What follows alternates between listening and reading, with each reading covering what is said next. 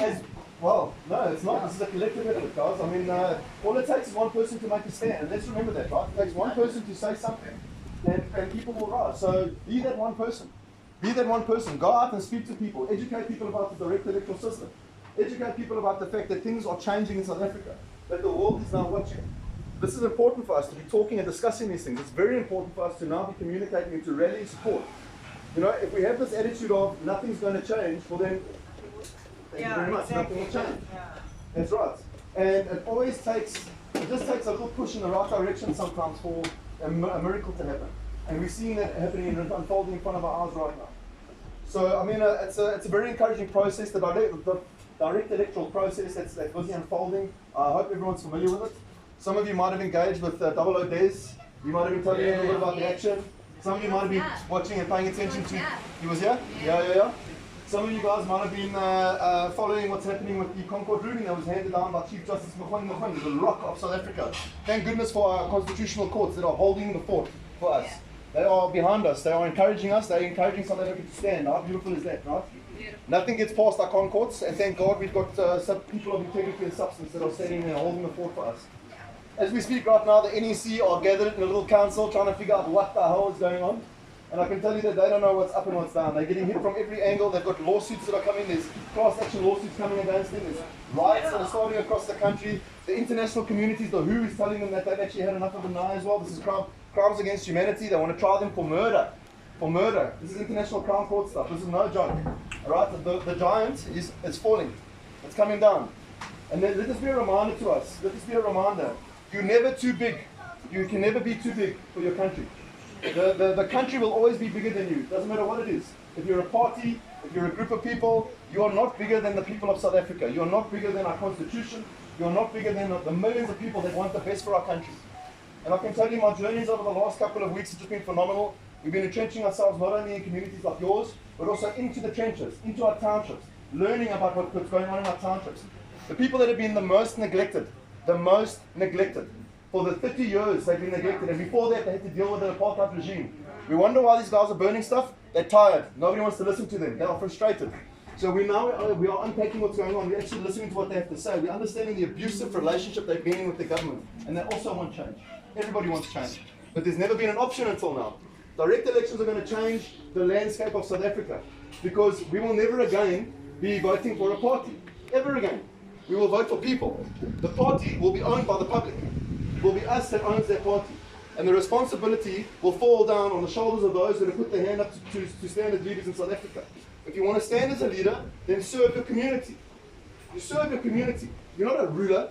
You're a servant of South Africa. And we all need to remind ourselves of that.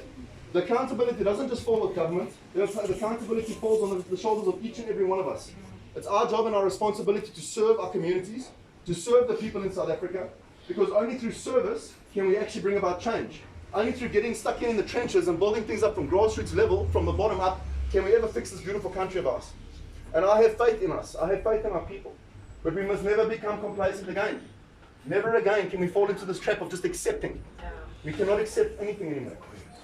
We cannot accept anything. The only thing we can accept is that nothing is going to change unless we get stuck in and bring that change ourselves.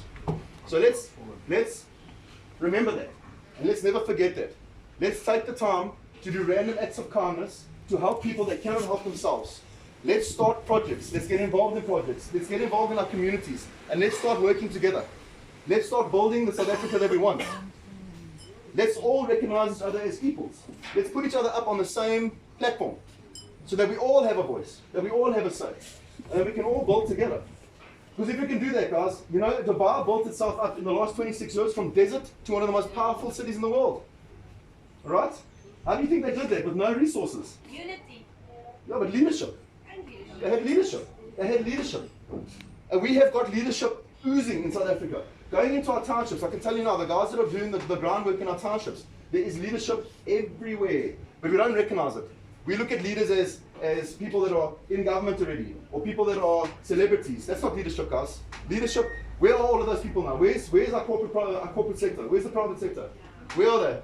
Are they saying anything right now?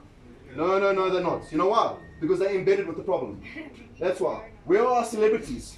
No, this is not fashionable for them. They're not going to make any money out of this. But you know who's actually doing the hard yards? The guys that are taking the clothes off their back to help other people, that are trying to scramble to get food to serve their communities. There is our leadership. That's where it resides. Let's recognize it for what it is, and let's put it up. Let's put them up on a pedestal. Let's help them. Let's create awareness, and let's help them in their efforts to help to mend our country. We can do this. We can do this, guys, because you know what? You know how we can do this? Because we are South Africa. We are South Africa, and this is what we do. Come on. Come on. That's right. 3-time World Cup world champions, right? That's right.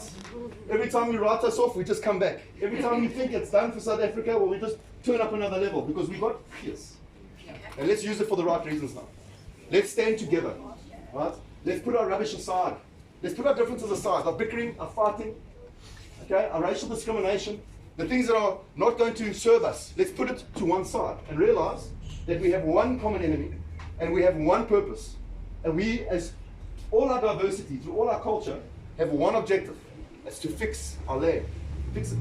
The land that is filled with gold and diamonds, the land of milk and honey, the breadbasket of Africa. Let's get our agriculture sector going. Let's empower each other.